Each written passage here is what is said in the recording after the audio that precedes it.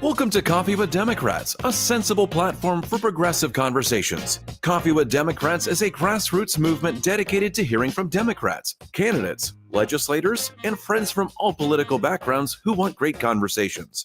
Coffee with Democrats is committed to increase Democrat voter registration and Democrat voter turnout by making voting more exciting and meaningful. And now here's your host of Coffee with Democrats, Kevin Dawson. Well, good morning. Good morning. Today is March 21st, 2024, and we are excited. We are really excited to have a guest with us today, Michelle McCane for State House District 72.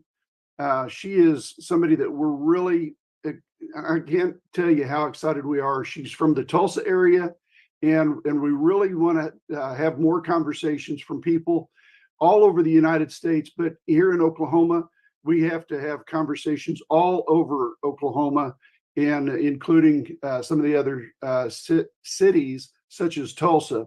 I'm in Norman. Scott, you're in Oklahoma City. So again, we're kind of spread out here, and we're deeply excited to have you, Michelle. Thanks for coming on with us. Thanks for having me. I appreciate this. I think talking to people is the better part of campaigning. Exactly. So this is Coffee with Democrats. So for those people who are coming on and just now listening, please share this platform. Please share this show with all of your friends and colleagues. Make sure that as many people get a chance to see and hear from Michelle as Michelle talks about why she is campaigning and what her platform is. But also, we're going to be broadcasting on YouTube Live. You can see that at Coffee with Democrats 7998. On Facebook Live, just type in Coffee with Democrats. We're the only ones out there. And then on Twitter Live, we're at Coffee with Dems. When it was Twitter, before it turned into X, they didn't give us enough room to be Coffee with Democrats. So we're Coffee with Dems on Twitter. So it's the @ Coffee with Dems. So this is Coffee with Democrats. So let's find out a little bit about what your favorite coffee or coffee substitute is, Michelle. I am like a cappuccino person. I was told I'm not allowed to call the coffee that I drink coffee because I put so much cream and sugar. In fact, I was told it is a milkshake warmed up. But I like French vanilla. I'm kind of like basic in that regard. I just bought 2 bags of cappuccino mix from Quick Trip before they change out their machines because I'm really into their vanilla cupcake cappuccino. So before it goes away, I purchased bags of the mix. Well, that's wonderful. I'm like you. As a person who I was on call 24 hours a day, 7 days a week with my previous occupation, I grew to appreciate coffee, but I never liked the taste of it. So I have to doctor mine up. I still don't like the taste of black coffee.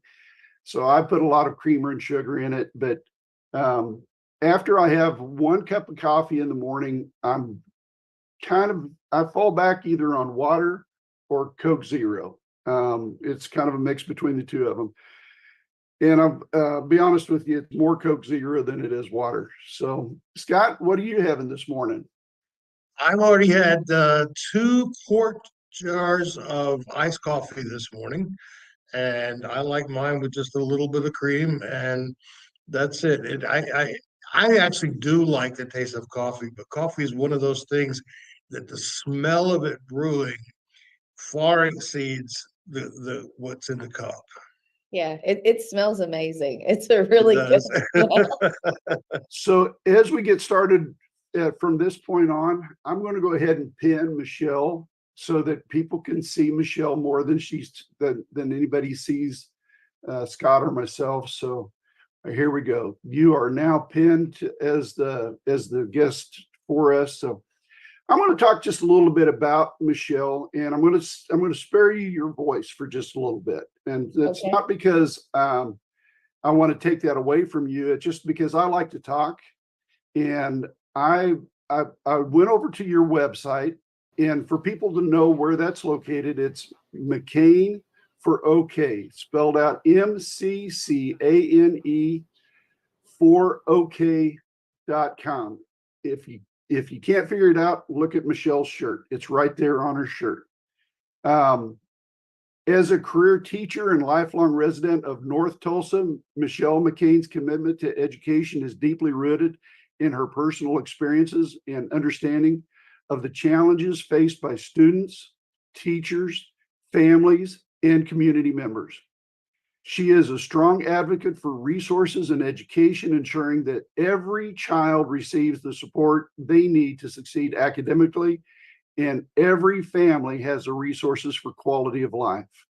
That's an excellent opening statement for Michelle McCain, and I like the fact that it's very succinct. It's direct and to the point. If you don't know who Michelle McCain is, it was summed up in 5 sentences. So thanks for coming on Coffee with Democrats. We need to talk just a little bit about you, beginning with you first. I like to talk a lot with all the candidates because as constituents, we always like to get to know who represents us. What's their background? What is, we're, going to give us a life story. So we'll do a little biography. Tell us a little bit about where you were born and raised. So I was born and raised in Tulsa. I've lived here my entire life. I went to Tulsa Public Schools. My first school was Hawthorne in North Tulsa. I went to Bell and then Carver and Booker T. So I've been Oklahoma born and raised my whole life. This is always, where I've been. And that's kind of why I'm running too, is I want my community to be amazing because I don't want to feel compelled to move like some of my friends and family have. So born and bred Tulsan. North Tulsa is not just like where I grew up, but my great grandparents built their house in District 72 back in the 50s. And my cousin lives there now. So it's District 72 is home. This is like a very, very important place to me.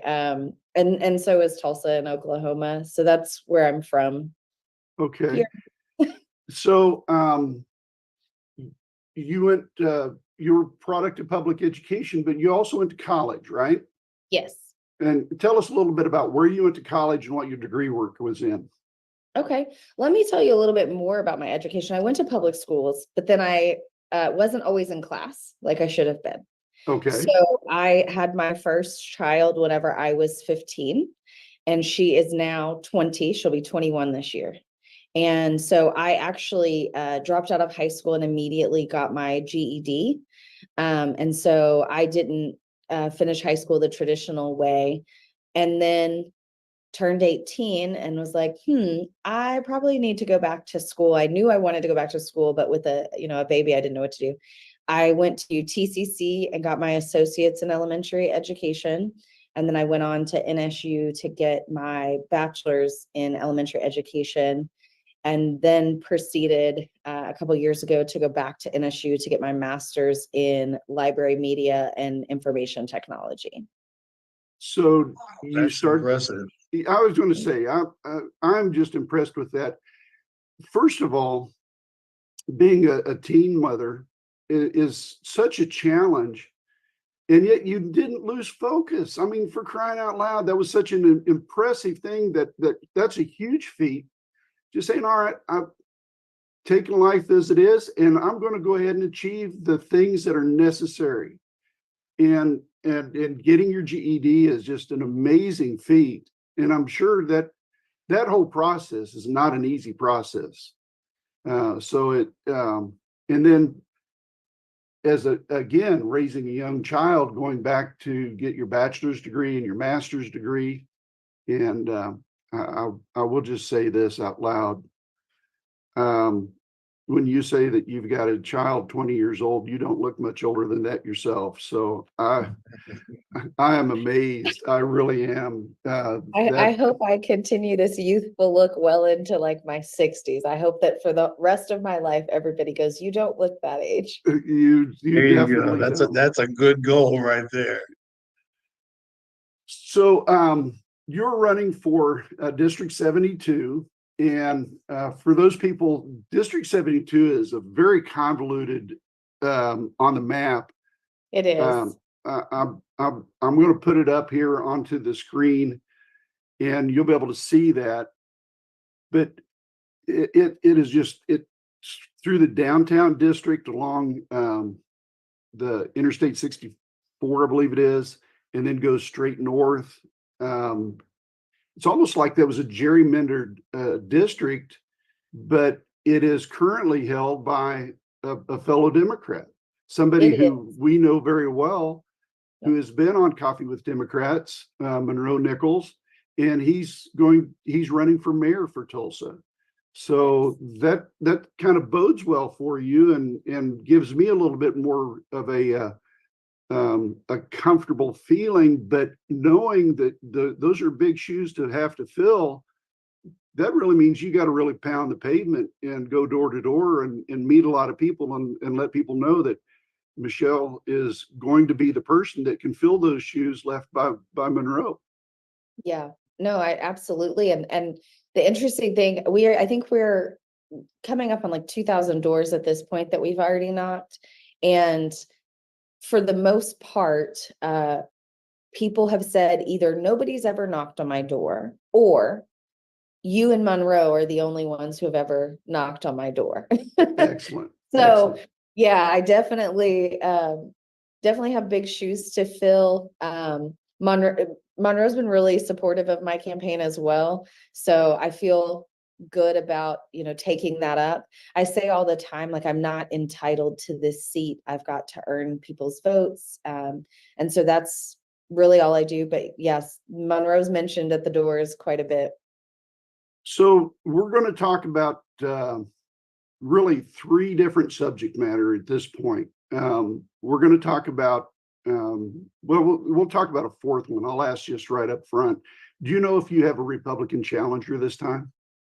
So far, it is not looking like that. The GOP put out a list last year of districts that they were going to target, and 72 wasn't on the list at all, even though some of the districts they had listed, they marked them as things that they weren't focusing on. 72 wasn't on it at all. So I don't think that we'll have a Republican challenger at the moment.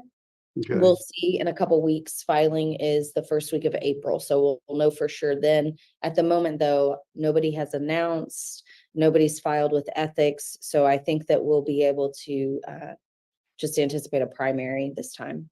Okay, and then so that really leaves us without having the discussion of an opponent at this point. We really need to get into the brass tacks of things. We really need to start understanding the issues that people in Tulsa really need to know about. And I think those can be summed up pretty simple. And that is the public teaching crisis, which has been exacerbated by this crazy man that is our superintendent of public instruction. We can talk about the healthcare crisis in Oklahoma.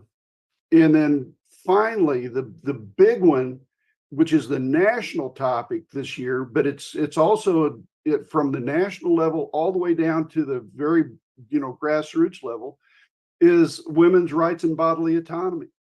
So let's kind of get into those three topics and talk just a little bit about those. Talk to us more about your understanding of the crisis in Oklahoma that is being faced, your personal experiences with that, and also tell us, what you think we should be doing to overcome this. So I think that one thing that is really important that people have to understand is that the teacher shortage, the education crisis, there's an issue at the top and an issue at the bottom for teachers, and we're kind of stuck in the middle. And that's really all school staff, not just teachers. Schools are really caught in the middle, because when kids come into my classroom, it's not just about my classroom. Everything that they did that morning before, that week before, everything going on with their family comes with them, and those things have to be addressed. So we get the things from the state, those requirements and expectations, but then also from parents and home environments, or even community. in my neighborhood, it is very, very common to hear gunshots regularly. Wow. And not that I don't feel safe in my area, but there are people that are, firing off guns into the air or whatever. And there is some violence for sure. And so those things impact me, they impact my child, and that's not a school problem, but that does come into school. When we talk about healthcare, that lack of access comes into the classroom as well. Parents not having access, parents not being financially stable. The median income in Tulsa is $29,000. So when you talk about education, it's not a singular issue. All of these other things contribute, because what we've heard a lot about is children's behavior has changed over the generation before. And that's true, but that is because, society has changed so greatly. My principal last year, he is in his 70s, and we were talking about school, and I said, how far away did you live, from your elementary? And he's like, oh, it was like it was close by, it was in walking distance. And I said, well, what about your teachers? How close to your school did they live? They lived within that community. Our society is not like that. We're driving, we're doing things remotely. We have greatly expanded our communities. They're geographically huge. And so that changes the dynamic. So kids are different, and that is a challenge in education in general. And then all of these different requirements, no child left behind, the Every Child Succeed acts, like all of these things kind of add to it. Parents being overworked means that we have less parents able to volunteer. Like it's not a singular issue. It's not just salaries. It's not just class sizes. It's everything all at once from all aspects. And I think that the way to change that, the way to address that is we have to look at solutions that are outside of the schoolhouse. Okay. We can't solve all of the problems from the school outward. It has to be a collaborative effort. Things in school have to change. Things outside of school have to change. I asked Senator Dom several months ago at a community meeting he had come to here in Tulsa about, would the state consider changing their funding formula for transportation? I think the limit right now is like inside of a mile and a half, they don't provide any funding for that. If we had funding to provide transportation without those type of restrictions, that would change a lot of things for Tulsa. Attendance is a big deal. Transportation is a huge factor in that. So when you're talking about the teacher crisis, everything's on fire everywhere, and you have to address it all. You're not going to be able to just focus on one thing. And I think that that's the hard part, is because there are so many things going on. So many people are talking about things, and you don't know where to prioritize. And it's a little bit of everything. If you look at it as taking care of people, if you take care of access to healthcare, if you take care of transportation, if you take care of all those things, school's going to improve in line with that. Schools are kind of a reflection of the condition of your society, for sure. Yeah. It is not the singular cause. It is a contributing factor, but it is also a reflection of where your society is and what you deem as important.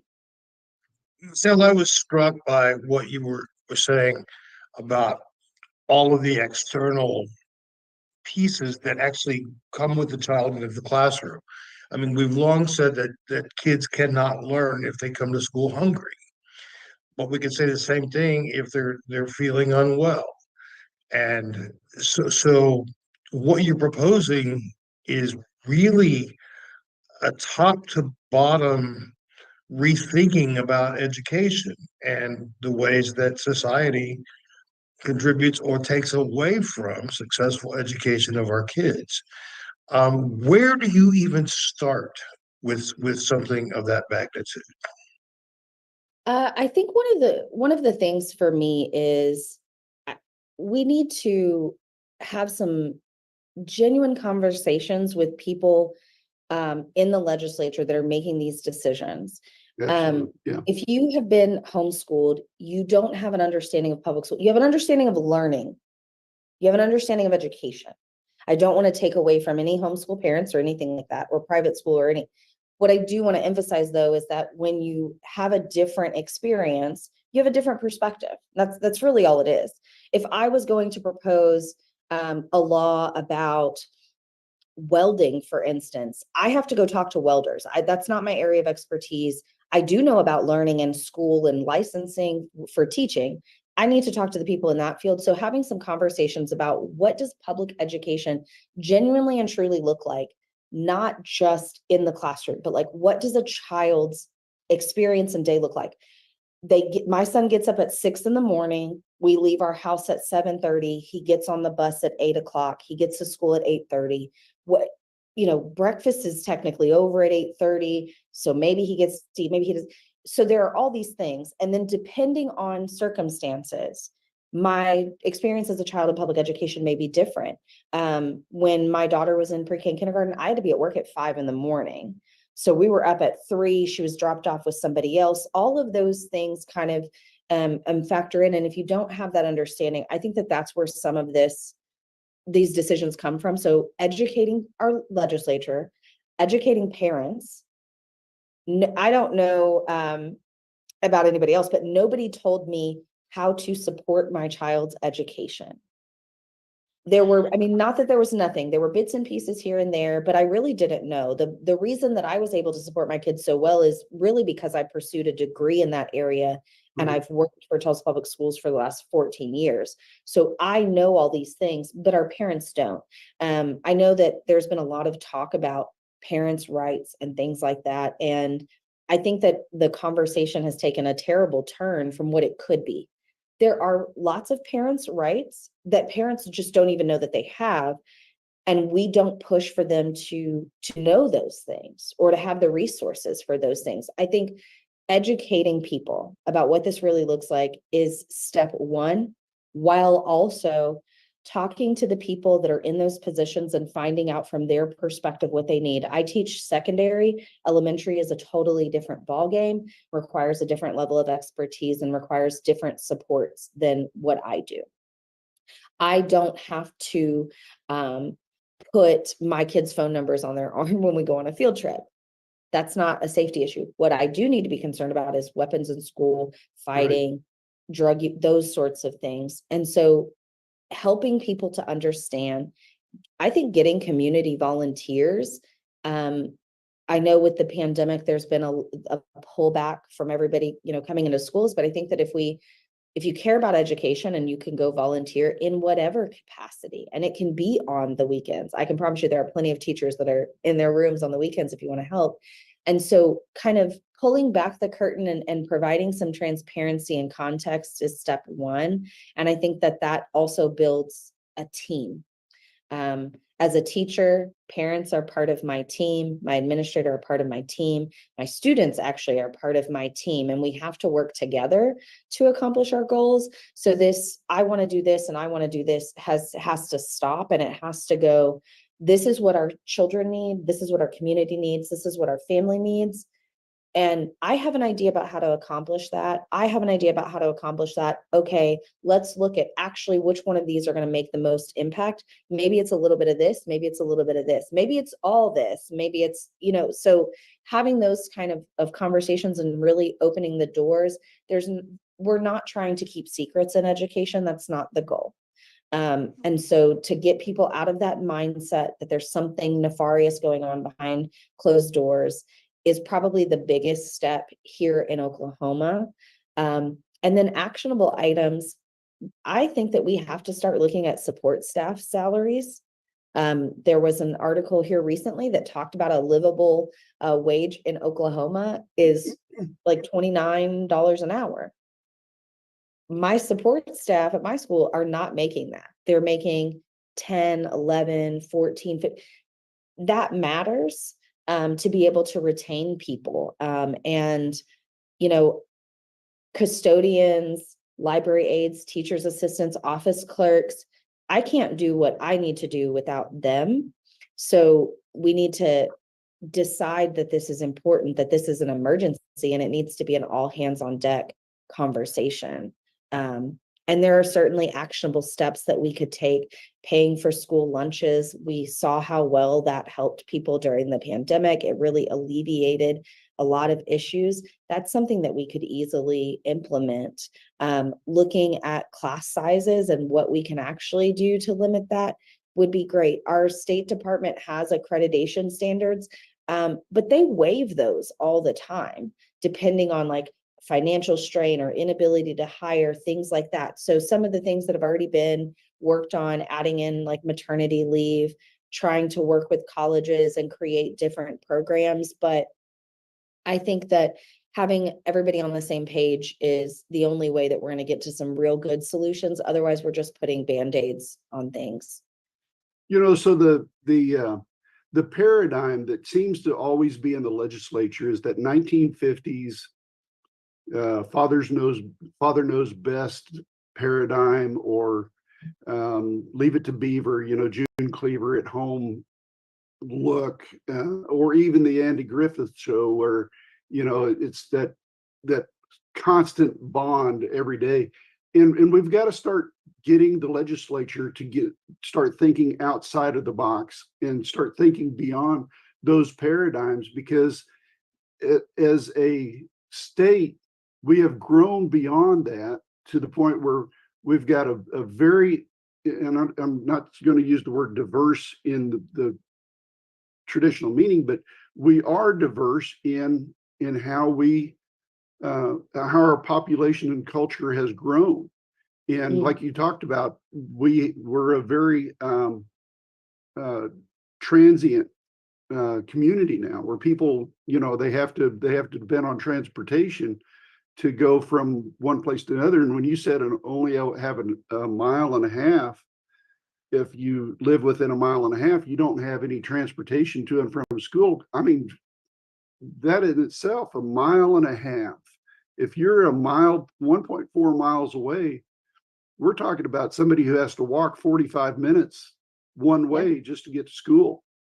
Yep. And even with transportation and TPS, I had a student whose bus stop was 25 minutes away from his house. That's not, my dad got on the bus like right at the corner. Even I got on the bus at the corner. I think funding started to drop as I was getting to high school, and they started changing things a little bit, but it matters when you're in pre-K and your mom needs to be at work at a certain time. Well, do I drop you off at school early? Do I, find somebody who can take you? Do I have you wait? Do I drive you to a bus stop? Like, what's the in between? And the idea of like, it takes a village has now changed. I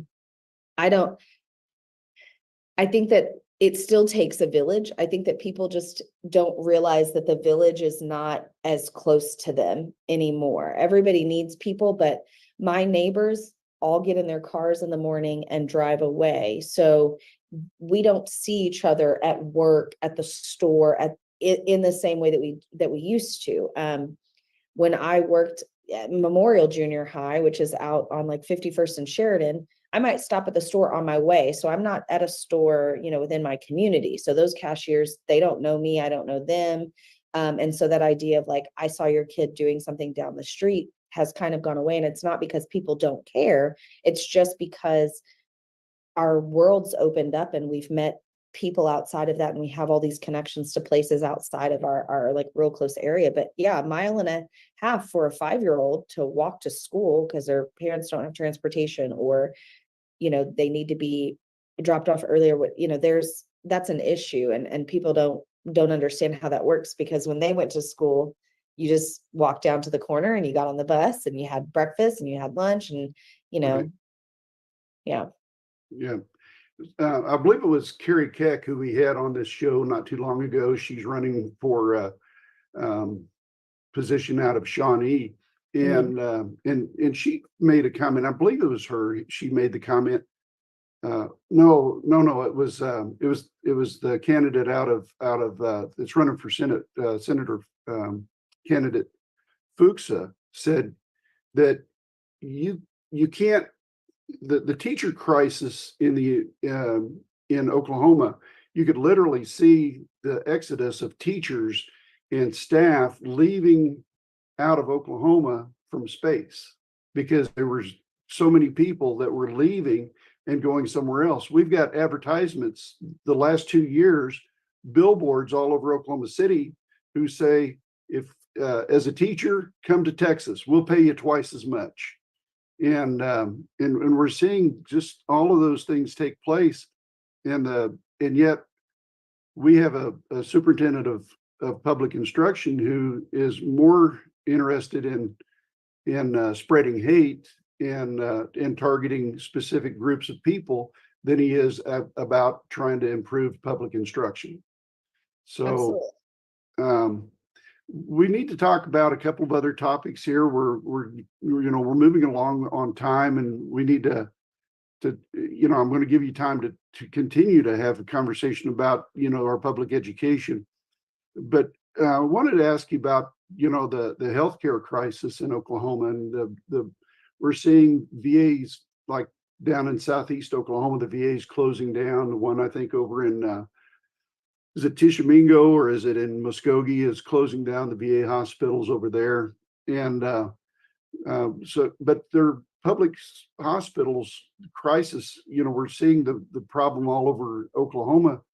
Doctors don't want to come to Oklahoma to practice anymore. So talk to us a little bit about your understanding of the healthcare crisis and what you think you would want to try to champion as a representative for your constituents and how to help them have better access to healthcare.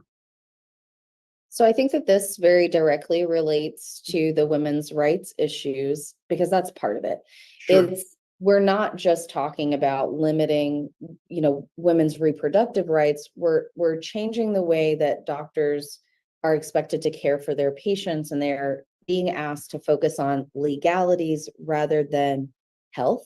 And that's a problem. And as a doctor, they take an oath to do no harm. And so when your state policies create an environment where they may be required to do harm, who would want to come here under those circumstances? And so I think that the issue of, doctor availability, closing down clinics, that sort of thing, until we have an honest conversation about what we're talking about with women's rights, because that's a snowball thing. I mean, we've seen that. It's this issue now, but it will become something else. We have states looking at, ending access to birth control or IVF. Like there's all these things that can snowball with that. And I think that that's going to happen here as well. And it won't just be with women. It will eventually be with other things. And so I think that good doctors are going to look at that and be hesitant. So I think that we need to, again, have some honest conversations about what our goals are. Are we actually trying to help people? Are we actually wanting to reduce abortion? Because restricting abortion doesn't actually lower the rates of abortion or unwanted pregnancies. That's not the solution. And so even if you have an opposition to abortion, I would think you would want the most effective way to actually limit abortion. And then also, access to healthcare is another problem, because if I am relying on the ER constantly because I don't have insurance for these other things, that creates a burden on our hospitals and the staff. So then who wants to stay there? And so again, it's another situation where if we look at taking care of people, we solve a lot of our issues. Everything is connected and we're all interwoven together. That's what a society is. So when we're talking about, doctors wanting to come here, doctors also have children, so they're going to be wanting to put them in schools. They may have the money for private school, but prefer public education. I know I would prefer my child in public ed, even if I could afford private school.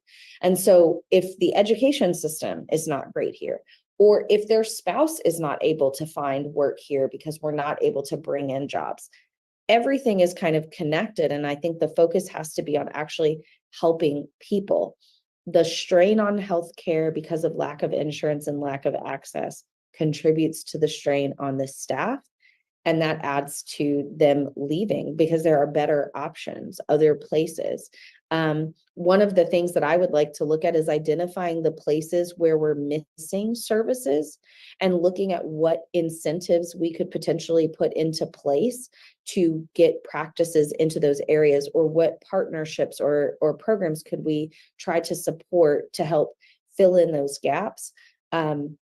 I know that there are interim studies done every year, and so I'm sure that there have been several on different aspects of access to healthcare. And so I think going back to any of the research that we've already done and evaluating that, and again, talking to experts, seeing what the options are. If we look at Tulsa, for example, and we see an area that has an overabundance of medical facilities, like this is just a highly concentrated area, maybe we have the conversation about what would that look like? What incentives could we offer to some of these providers to spread out to these other areas within Tulsa? Same with like rural areas. If we have a facility here, but not here, is there any type of way to incentivize some type of collaboration or sharing of resources or time?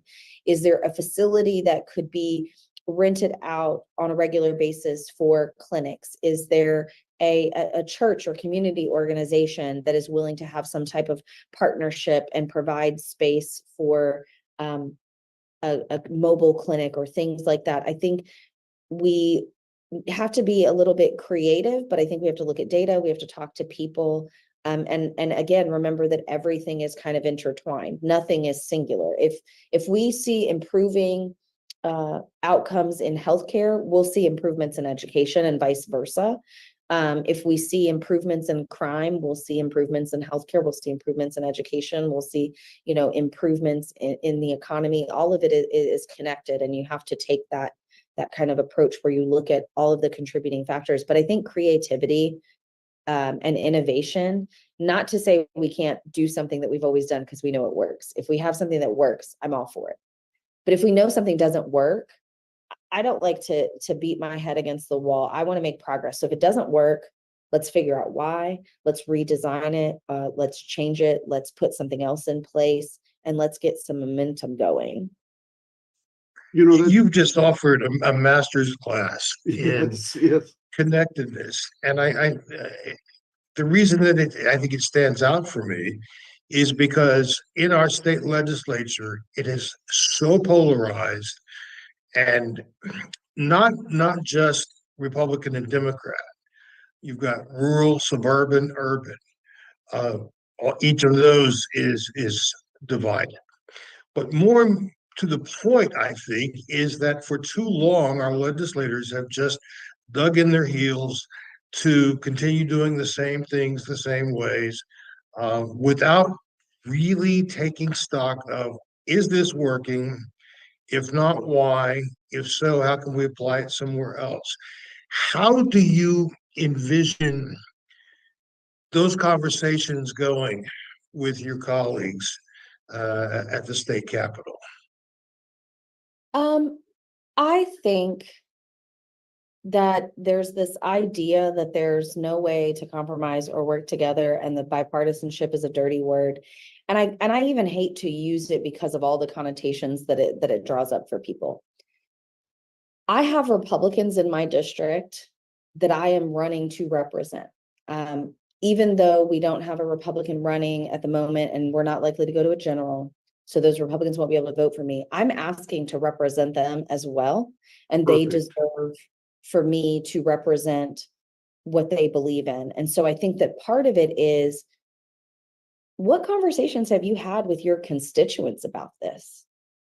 The House of Representatives represents people within the state house. So if I have an idea that I think is an amazing thing, and I put in the work to demonstrate that this is going to work out, and I go to my constituents and I say, hey, here's what I'm thinking about doing, and they go, oh, absolutely not. We do not want that. I have to pump the brakes. And so I think in the House, part of it is, what conversations have you had with your constituents? And not just, oh, they don't like this. What do they actually need? Because maybe they don't like your idea because they see another solution that I can go, Oh, yeah, absolutely. Hold on. Let me go back to my district. You know what? Even though it's overwhelmingly Democratic, the Democrats, the Republicans, the independents, we all agree that actually this other idea that you came up with is really great.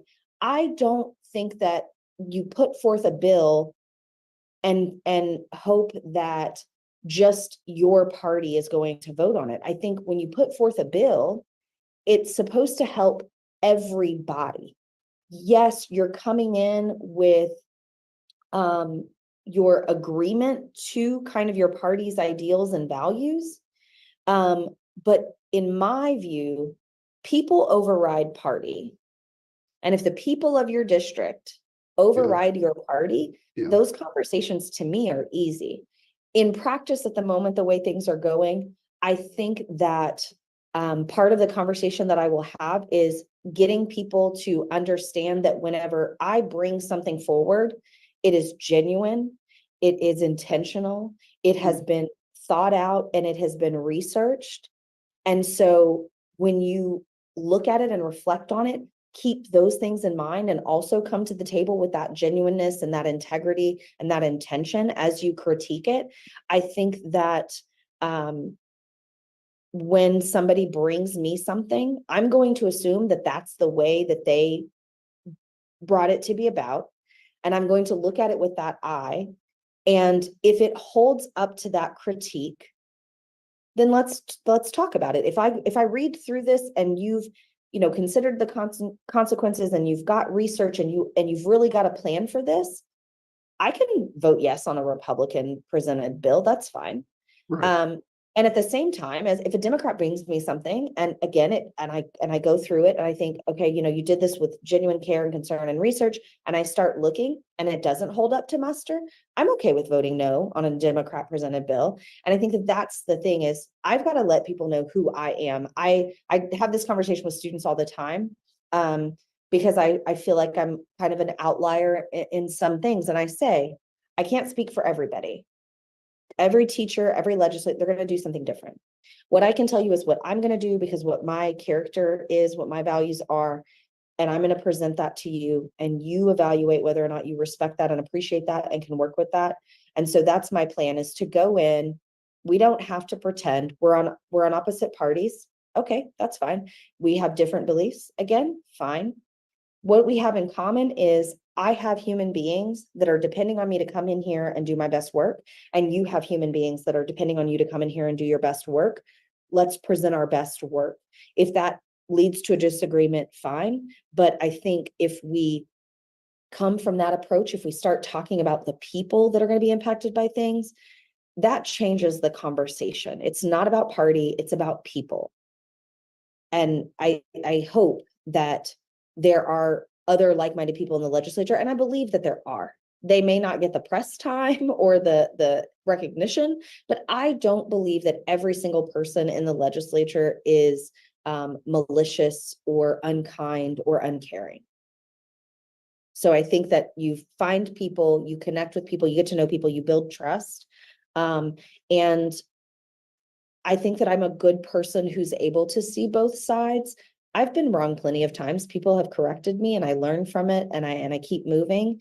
And my willingness to do that tends to spread in the places that I am where people are willing to go, okay, actually, you're right. Okay, I guess on the other side of this, I was wrong. Even whenever, it's kind of uncomfortable, it's not adversarial to disagree. It's growth. Mm-hmm. If I sharpen my knife, I don't rub it on a pillow, So that friction, that conflict, that is building something stronger and better. If we keep that in mind, I think we make a lot of progress. And if that's not the attitude in the House right now, I fully intend that'll be the attitude when I leave. That's part of how I help Oklahomans is to bring in this idea of stop with the party and tell me about the people. So that goes hand in hand with what President Biden says. You cannot just love your country when your party wins. We in the state of Oklahoma, we can't just love the state of Oklahoma when only our party wins, because we are predominantly a Republican state, probably will be a Republican state for a while. But at the same time, we've got to be able to love this state and love the people that are in it and be able to work with those people, just like what you were talking about. We can't just love this state only when our party wins. And that's kind of the takeaway that I took. And again, taking words away from Scott, you gave us a master class in how cooperation and collaboration are wonderful things that, we just because we've got a D beside our name as a candidate or as a representative versus an R doesn't mean that we have to discard everything that is said and say that that person is wrong about everything because guess what? The sun always comes, it always sets in the west. There is no argument about that. We all agree on that. Yep. So, all right. Big topic. I'm going to stay with this just for a moment, Kevin. Sure. Michelle, at the beginning of this broadcast, you talked about your reasons for staying in Oklahoma. And you and I both know lots and lots of families who have made the decision to leave the state. You've made it clear why you are here, why you are running for office, why you are so deeply connected to HD-72.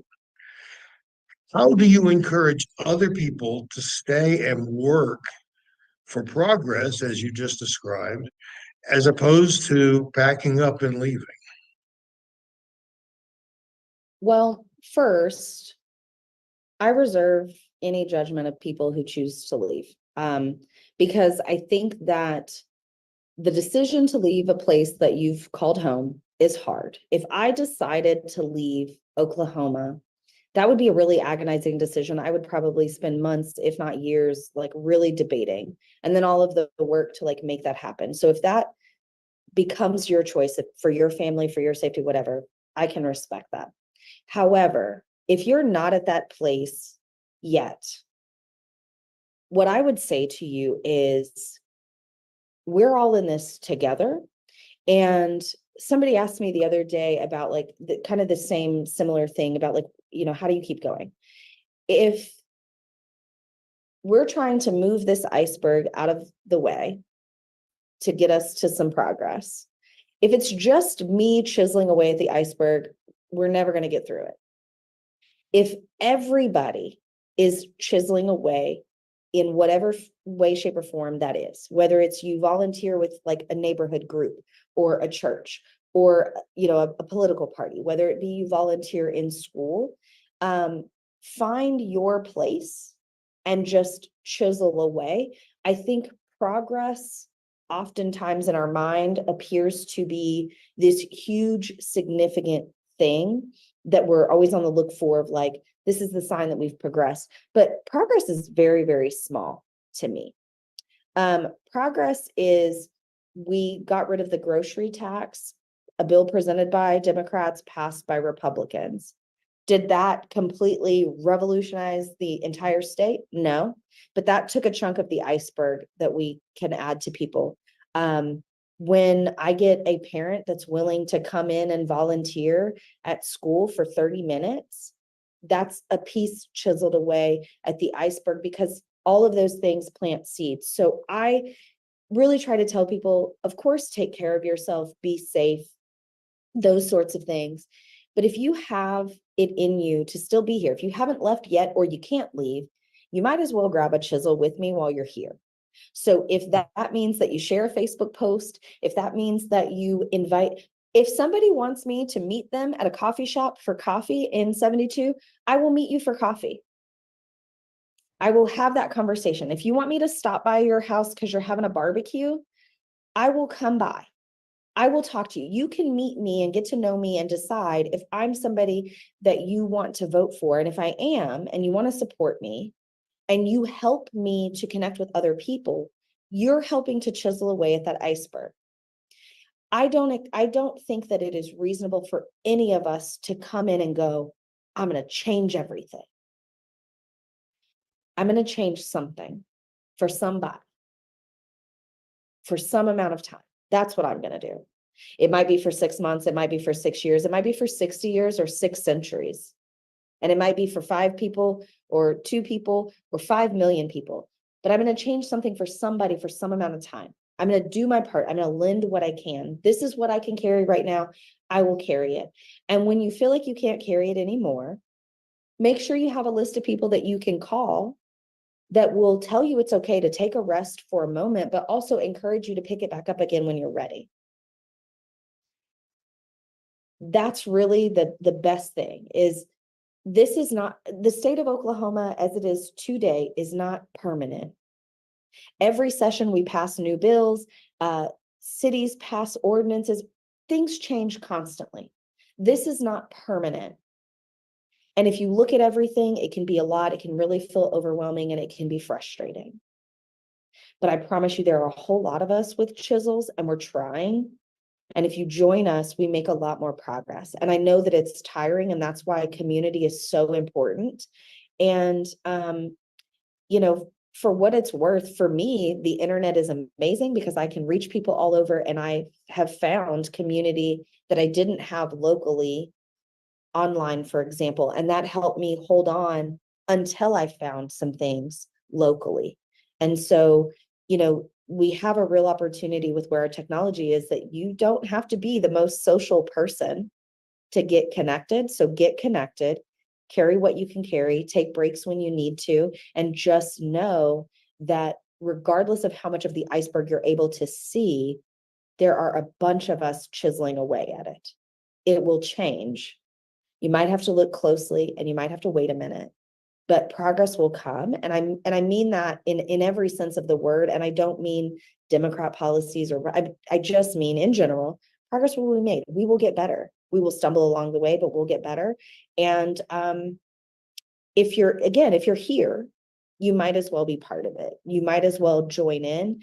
The idea that your voice doesn't count feels very real, but it's not. Your voice does count. We can go, I mean, you guys are aware, we can pull up races where somebody won by 20 or 30 votes. Right. You know, I know people that have more than 20 or 30 people at their family reunion. So clearly, small groups of people can change things. So. Great. That was great. We need to talk about, and we've already touched upon this. You went into some detail, but I'm going to give you an opportunity to go further into detail, because we're going to talk about women's rights and bodily autonomy, but this can go on to a broader spectrum too, for equal rights for everybody.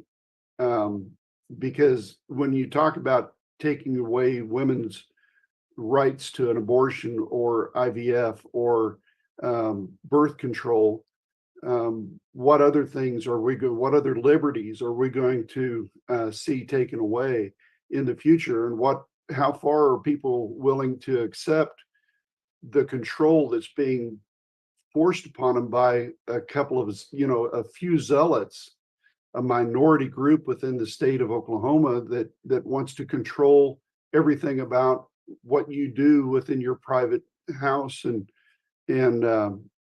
within your life. So I want to give you an opportunity to talk about women's rights, and then we're going to close this down in just a few minutes with, I want to give you an opportunity to talk about, your platform and give us, the best, why you're the best candidate for this position. So we'll start with women's rights. So let's just get the big one out of the way with abortion. I understand all the reasons why people object to getting one, and I think that's fine. I think that the reality of it is that a lot of people misunderstand that term. Right. An abortion is a specific thing. It's specific procedures to do it, timeframes, all of that. There are all these things that contribute. And I say that there's a misunderstanding because we've frequently heard people talk about abortions after birth, or like after 9 months. And that's just murder. Right. Abortion is not just the ending of a life, so to speak. Like there are actual specifics to what an abortion is.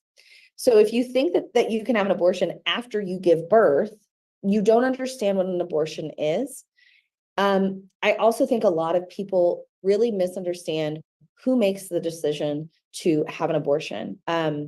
I recently watched, and I wish I had written down her name. I saved the video, but a woman in another state talking about in her state house, talking about that she was currently pregnant, standing, speaking, and she was going to have an abortion because her pregnancy was not viable. Right. And so that's a realistic thing. When you have a pregnancy and the fetus has died already, but is still in your body, you're having an abortion. Like, that's part of it. Let's get away from the abortion piece and talk about like all of the other things. Where's the line of the government deciding which healthcare things I can have? We already have insurance companies making a lot of our healthcare decisions. As a teenager, I injured my knee in a basketball game. The surgery that they suggested, I could not get because it was elective and it wasn't something that my family could afford. Thankfully, that turned out okay, but for a lot of people, that doesn't happen. So where's the line of the government saying like, well, I mean, yeah, you need a lung transplant, but like technically you could suffer through life without one for a little longer. So we're going to wait until, you're further. So like, where do we stop that? Where do we say, you can't have this because I disagree with it? And I think that that's the issue. We talk about parents' rights. We're talking about all these other things. What if I, as a parent, take my child into the doctor and the doctor says, your child needs sinus surgery. My son actually had surgery last summer, 2 of them. So let's say I go in and my son needs sinus surgery and the government says, well, we don't allow any surgeries before 18, or we don't allow any surgeries that cost more than this or that require this.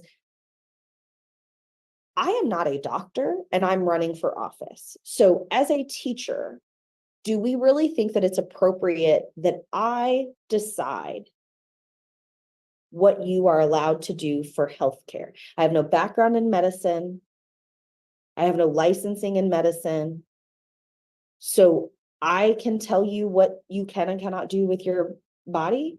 What about vitamins or allergy shots? It just creates this place where you're setting a precedent that your choices are not your own. What happens when it expands outside of healthcare? What happens when we start passing laws that limit the food that you can eat or the clothing that you can buy, or the cars that you can drive?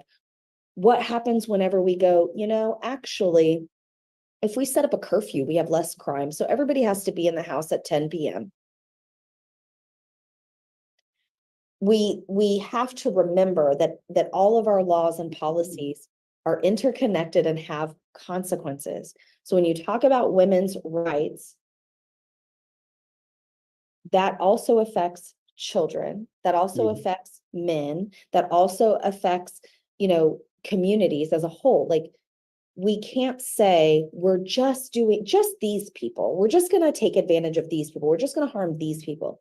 It spreads every time. We can look all throughout history where that happened. Let's talk about the places that started tracking people or tracking things that they did. Where did those things end up? So it's much bigger than reproductive rights. It's much bigger than abortion. It's much bigger than women's rights. It's rights to privacy. It's rights to healthcare. It's right to having bodily autonomy and freedom to do not just what you want, but often what you need. Pregnancy is not a neutral condition. Pregnancy creates an extreme risk of a lot of different things and is a very dangerous time in a woman's life. Being pregnant is a health risk, and it can be life or death. And so to say that we're going to remove a well-researched, well-developed procedure that we know the outcomes for, we know the consequences, we know how this works, we're going to limit that because this group of people disagrees with it. There are a lot of things that I disagree with, but I also appreciate that people have the freedom to do those things. You're allowed to do that. I don't have to participate in it. I don't have to help you to do it necessarily even, but I don't have to stand in your way. I don't have to prevent you from being able to live your life. And my biggest concern with the women's rights thing is I'm past having children. That won't be an issue for me. However, my daughter may want to have kids one day. My neighbor may want to have kids one day. The lady at the grocery store may want to have kids one day. And when you limit things like that, when women know the risks of pregnancy, it makes people hesitate. I've talked to people who have said, well, we were going to, raise our kids here in Oklahoma, but now we're holding off because we don't want to get pregnant right now. Things are it adds too many risks. So we're going to wait. Well, those people are not going to wait forever to have a child. What they're going to do is they're going to leave the state and they're going to raise children elsewhere, and they may never come back. And if people don't have children in your state, we have not figured out immortality yet. That's right. If we're not having kids in our state, then our state ceases to exist. We're all going to eventually die out. And we have to take care of people. And then you also have all of the outlier things, rape, incest, all of these things that contribute to somebody being pregnant and not wanting to be, children being pregnant. I don't think, again, that we have this clear picture of what it is that we're talking about. I think that it comes from emotion. I think that it comes from faith for a lot of people. And I respect that. And I think that we should engage those people in what they can do to support what they believe without hindering access to other people.